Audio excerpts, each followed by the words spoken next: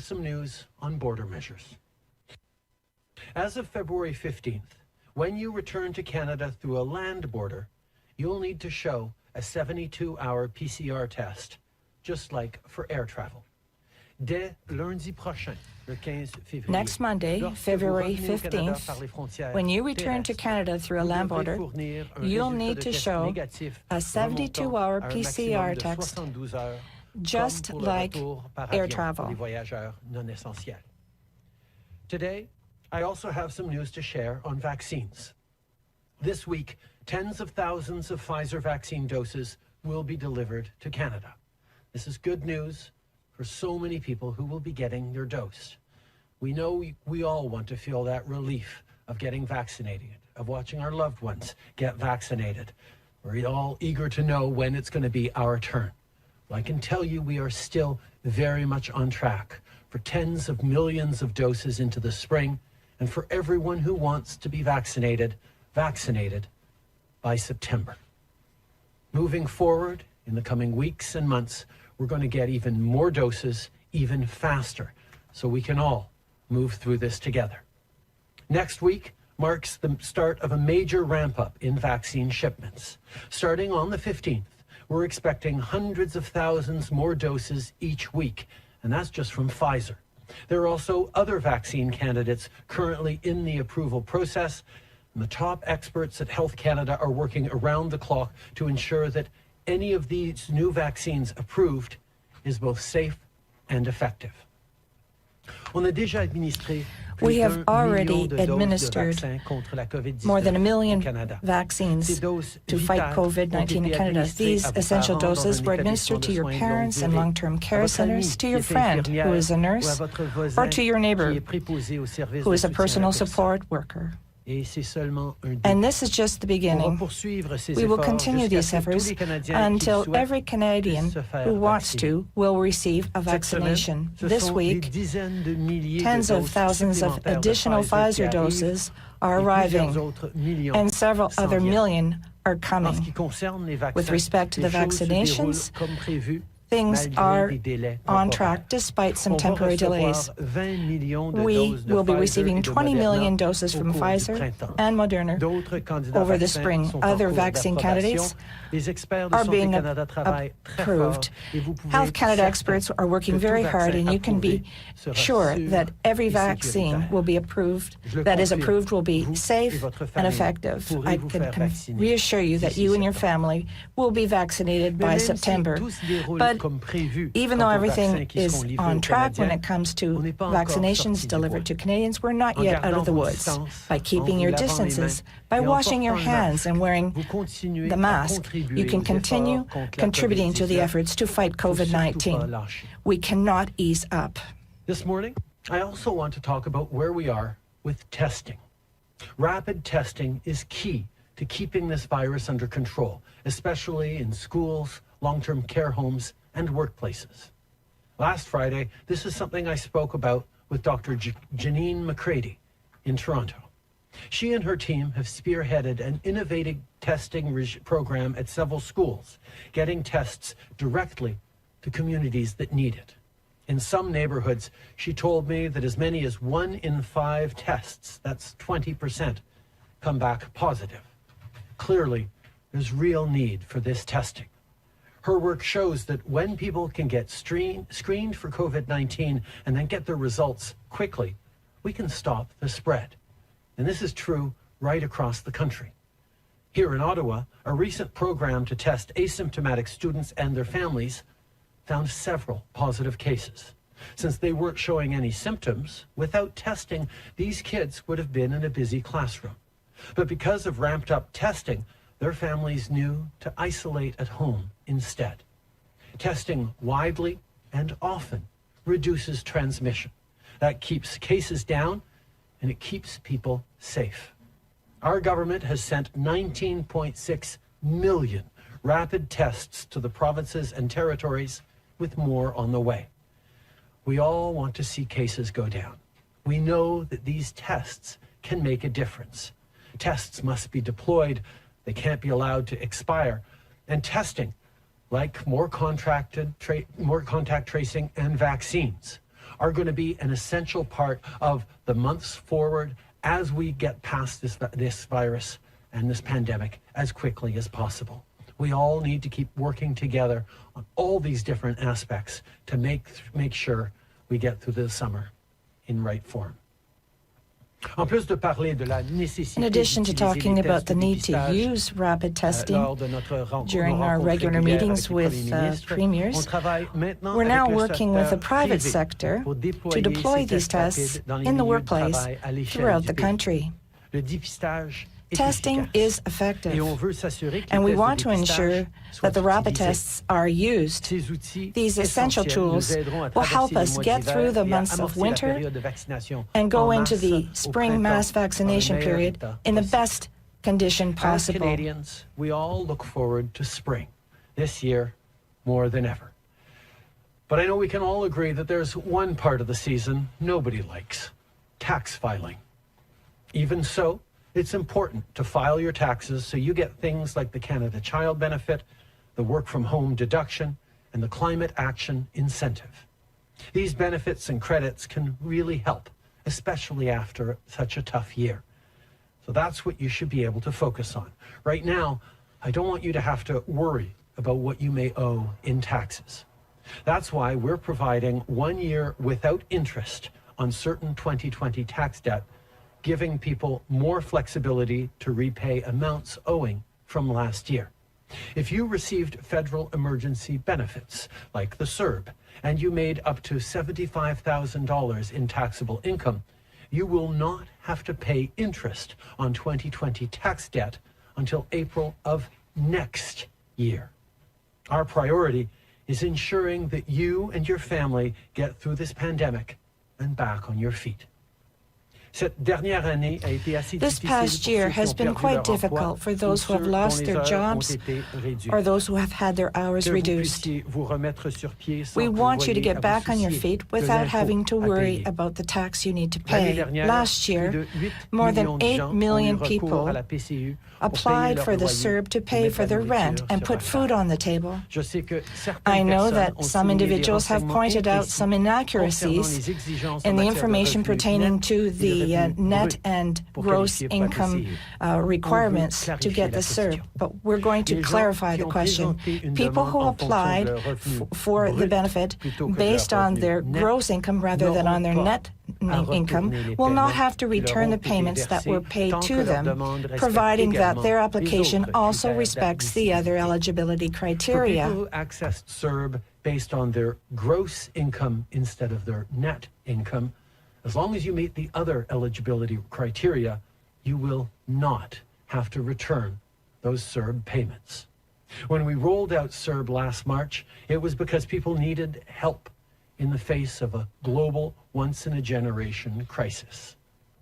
Well, the pandemic isn't yet over, so neither is our support.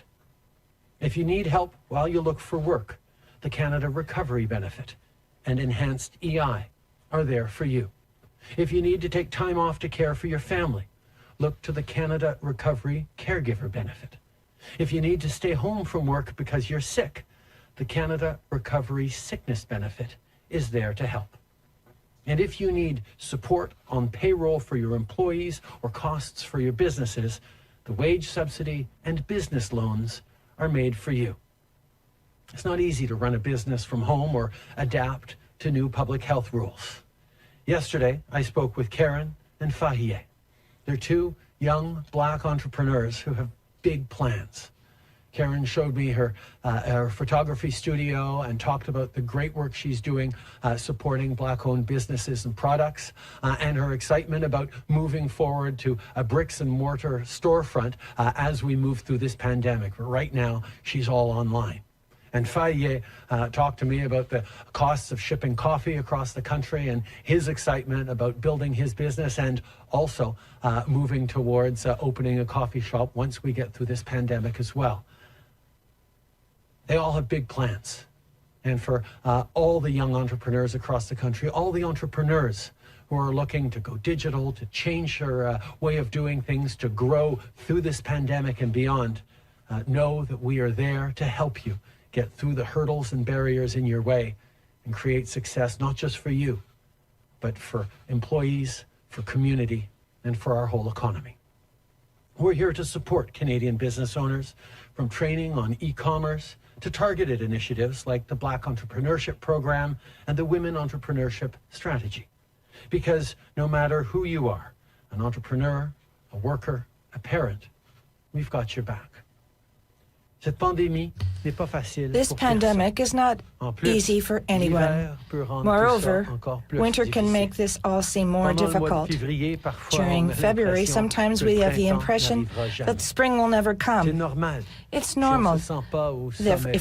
It's understandable that we not feel that we're in top shape. But don't forget, we do have resources to help you.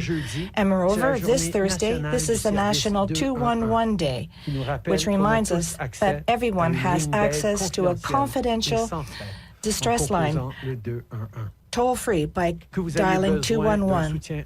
Whether you need help for mental health or if you need information about community services, don't hesitate to dial the number. The service is provided 24 hours every day in 150 languages. The agents at the other end of the line will help you find the proper resources. You're not alone. So please, ask for help. Take care of yourself. Before I close, I'd like to take a moment to recognize a great public servant, Ian Shugart, the clerk of the Privy Council. Ian has been an extraordinary leader through this public health crisis. He's leading the public service in tremendous efforts and supports to get Canadians through this pandemic. And as he faces health challenges, I want him to know that we're all pulling for him. Merci beaucoup tout le monde.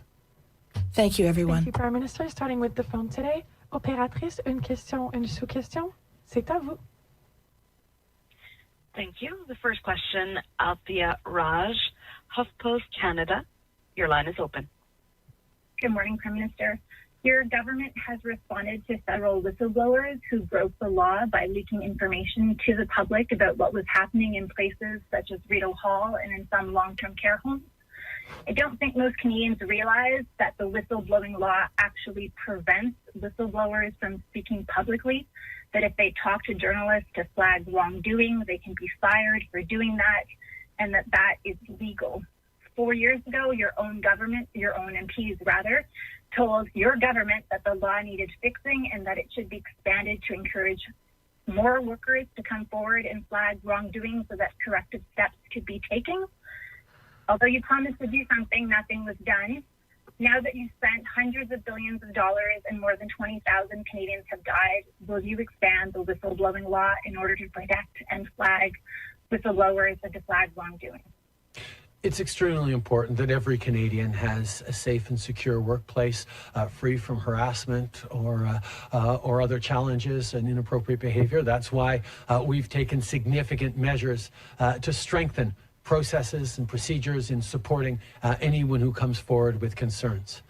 We also know that whistleblowers play an extremely important role in flagging how government can do better. And indeed, the level of transparency and confidence a government can give Canadians in constantly improving, constantly doing better and sharing what we need to do to improve is something that we've always been committed to. I look forward to continuing to work with all parties and members of the public service on strengthening measures to make sure that this government is always open about what's going wrong and how we can fix it. Following up, Althea? Yeah, I feel like you constantly say the right things, but your government's actions don't follow through on the words that you say. Why won't you fix the law if you acknowledge that it is too restrictive?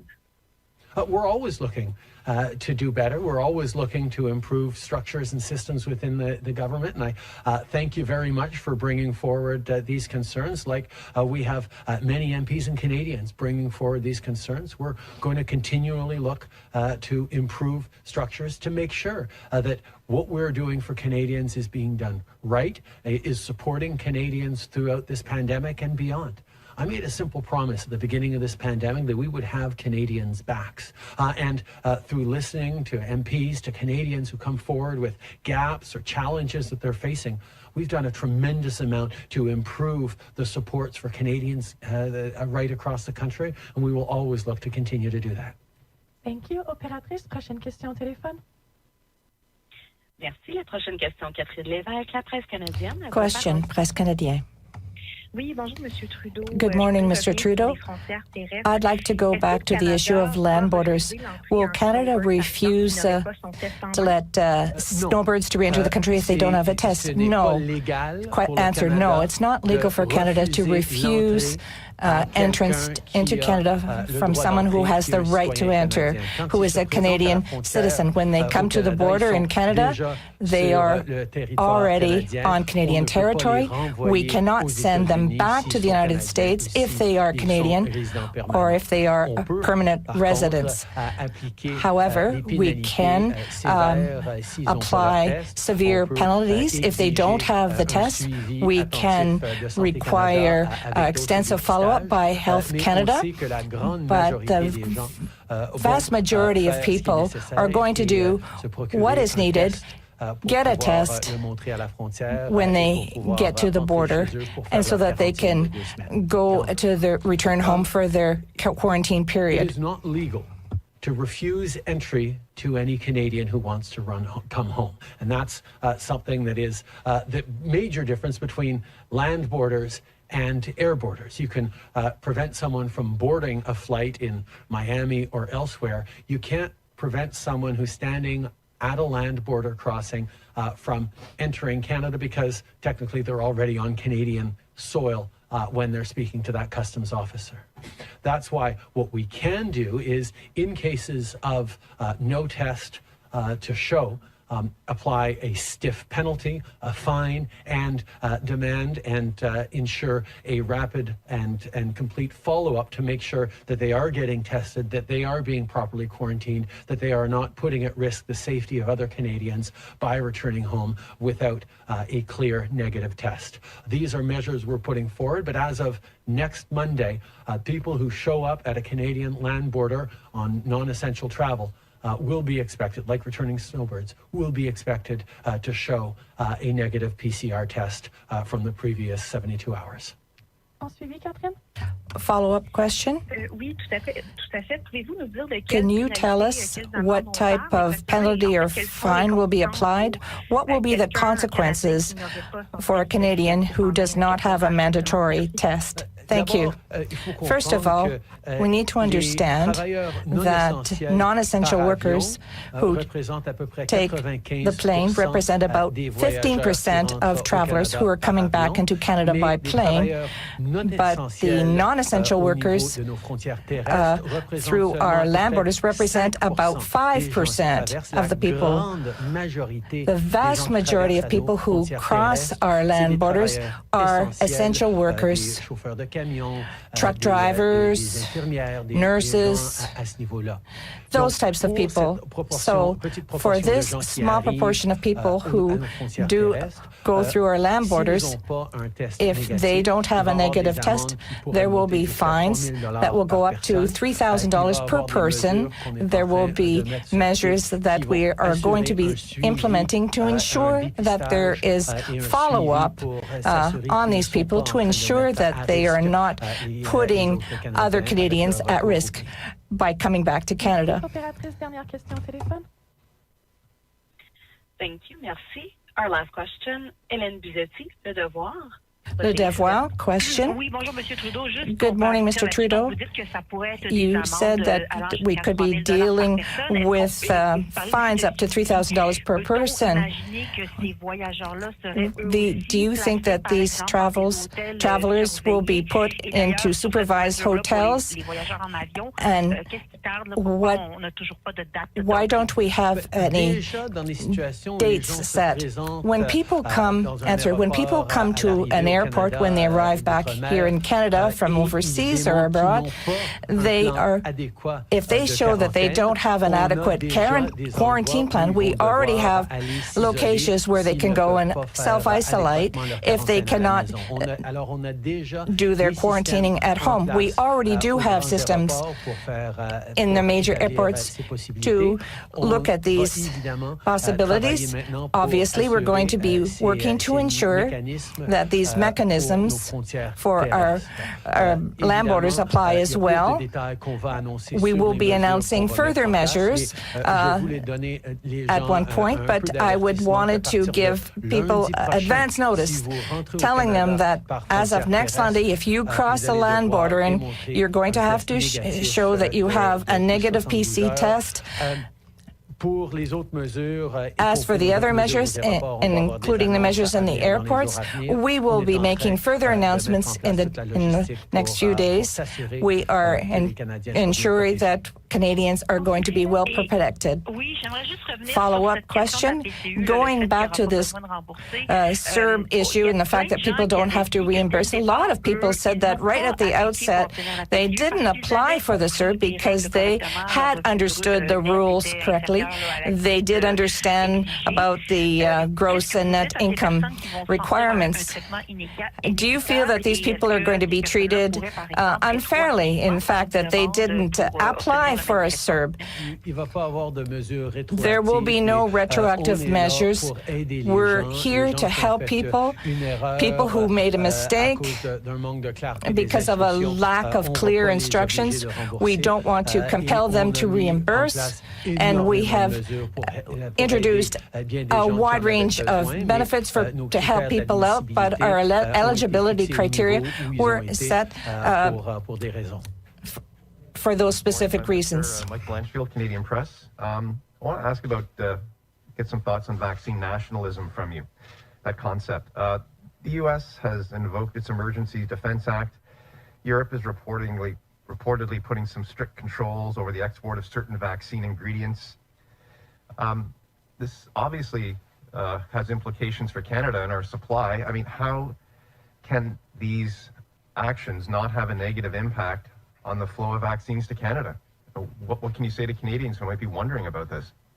We worked very hard from the very beginning of this pandemic to secure a diverse portfolio of vaccines for Canadians because we knew there would be challenges. We saw challenges in the spring around PPE and the competition internationally for that, we would be well advised to ensure both a diversity of origins and sources and types of potential vaccines, as well as sufficient doses to ensure that we would be able to cover all Canadians in various different configurations, depending on which companies landed effective vaccines first. Obviously, we continue to work with partners around the world. We understand the pressure that every government is feeling to vaccine as many of their citizens as quickly as possible. We're certainly working every single day and night, to make sure we're getting as many doses for Canadians as possible, and we'll continue to. And indeed, we're going to see millions of doses arriving in the coming weeks, and tens of millions in the coming months. At the same time, we all know that we don't get through this pandemic anywhere until we get through it everywhere. It is a global pandemic, and that's why Canada, while at the same time as we are procuring vaccines for Canadians in a priority way, we are also participating fully in initiatives like COVAX and other international initiatives to ensure that we are supporting the developing world who need access to vaccines as well. Glenn McGregor, CTV News. Prime Minister, Toronto's top public health officer has said we're entering a new pandemic now because of the emergence in the province of variants from South Africa, Brazil, and the UK. And yet the Premier is moving ahead with economic reopening, starting even this week. Asking you not as a Prime Minister, but as a resident of Ontario who sends his kids to school here, are you comfortable with that decision to begin reopening now when we're still facing all these variants and potentially a third wave? I think we're all worried about the arrival of new variants and the impact that could have, even as we are working hard to get everyone vaccinated as quickly as possible. There are real questions about what the impacts these variants will have, both on the spread of COVID-19 and on the impact of the vaccines. That's why, while we work on vaccinating people as quickly as possible, we also need to add to that public health measures, which means restrictions in many cases, but also means things like contact tracing, means things like using the app and expanding it to use QR codes, moving forward on rapid testing very efficiently so that wherever we see outbreaks, we're able to isolate those and respond quickly. We're going to need to be extremely nimble as we move forward on a reality of new variants that's going to require all of us to continue working together, to continue working to get vaccines in as quickly as possible, but also making sure we're keeping up to date on the testing, the contact tracing, and everything each of us individually can do to keep ourselves and our loved ones safe. Steve Chase with the Globe and Mail. I have a question about the reporting we did about this company, which is operates the Visa Application Center for Canada in Beijing. It's actually owned by the Beijing Police, the Public Security Bureau.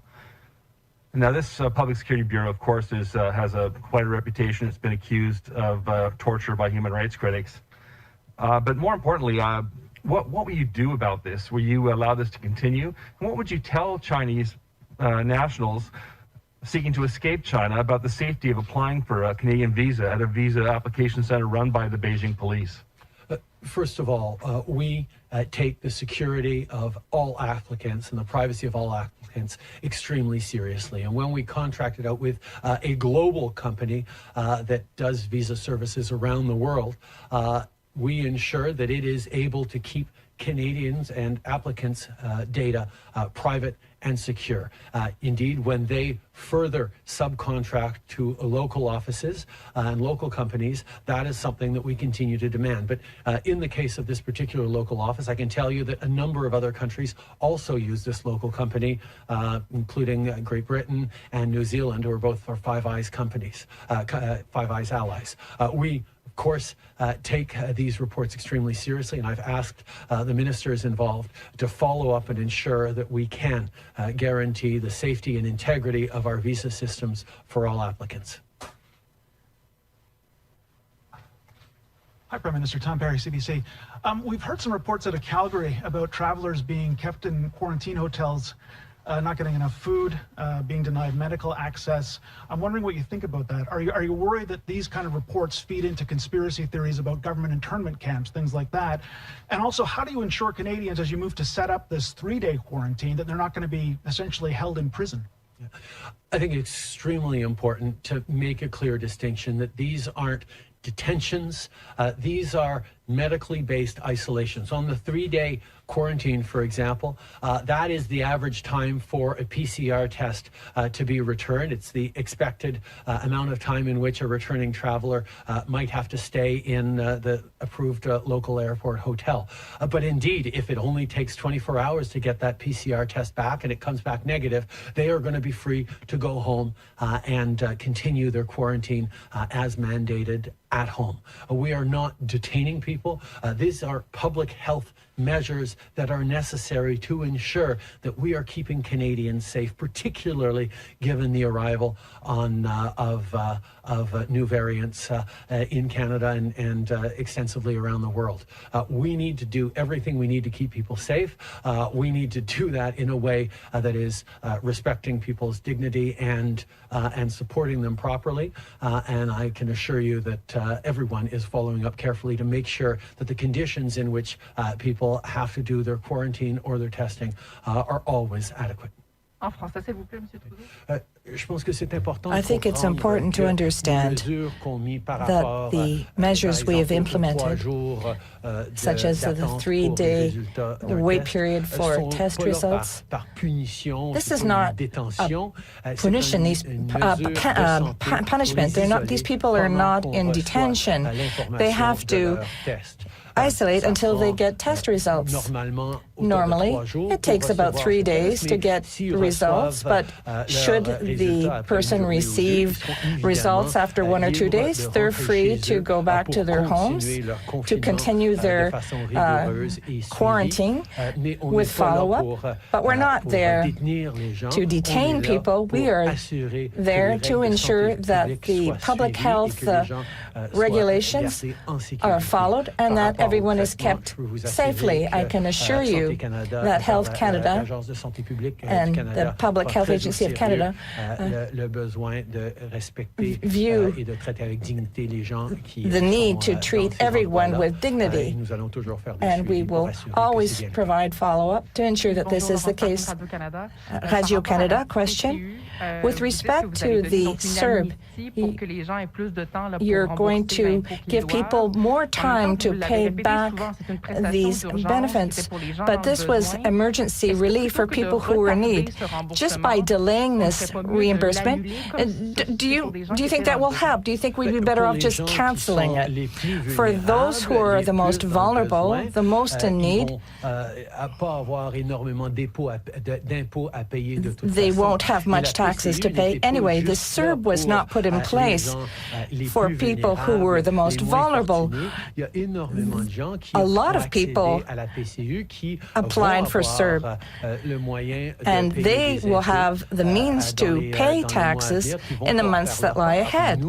We are always worried about equity for everyone, and we want to take ability to pay into consideration, but a lot of people applied for CERB. That's understandable. Some people will be paying taxes on it. Same thing for employment insurance. Obviously, we put forward measures to help people who are in difficult situations, and the CERB is there to help. Was there to help people who were facing no revenue coming in because of the pandemic, and that was extremely important at that moment. But the CERB wasn't only taken up by low-income Canadians. Obviously, if you're extremely low income and you took the CERB, you're unlikely to be having to pay much in the way of taxes come tax time. But for many people who took the CERB because they needed it in the moment, but then went on to get back to their job, back to work, and are in the income range where they're used to paying their fair share of taxes, the CERB will be taxed. It's about making sure that it's fair for everyone. We tax revenue, we tax income related to employment insurance, for example. The CERB is there as a income replacement measure. Some people will not have to pay taxes on it if their income is low enough. Many others will need to pay their share of taxes. That's just how our system works. But we are giving an amnesty on people on the interest payments on repaying their CERB taxes, because we know that we're still going on in this pandemic, and it's a tough time for everyone, and we want to be able to support people as best we can. Prime Minister Mike Lucasor with Global National. On the allegations facing General Jonathan Vance, the Office of Defense Minister Harjit Sajjan says it notified the Privy Council office of concerns about Vance's alleged behavior. So first I wanted to know, is that enough? And Canadians want to know what you knew. Did Defense Minister Sajjan at any point raise concerns with you about General Vance's behavior towards female subordinates? And I think Canadians just want to know what you knew. First of all, Canadians know that everyone, whether they're in the armed forces or working for the Canadian government or in any workplace across the country, deserves to be in a safe workplace, free from harassment or in unacceptable actions. That is something that we take very, very seriously as a government, which is why we've brought in strengthened processes over the past number of years and have absolutely no tolerance for these sorts of behaviors. We have brought in place procedures that need to be followed and needed to be followed in these cases. And we are very pleased that there is going to be a review going on to ensure that every step of the way the right processes were followed. That's something that will be looked at right now, but I can assure you that we've always taken these very seriously and ensured that those proper steps are followed. Thank you, Prime Minister. C'est ce qui met fin à la conférence de presse d'aujourd'hui. Merci tout le monde. Thank you, everyone.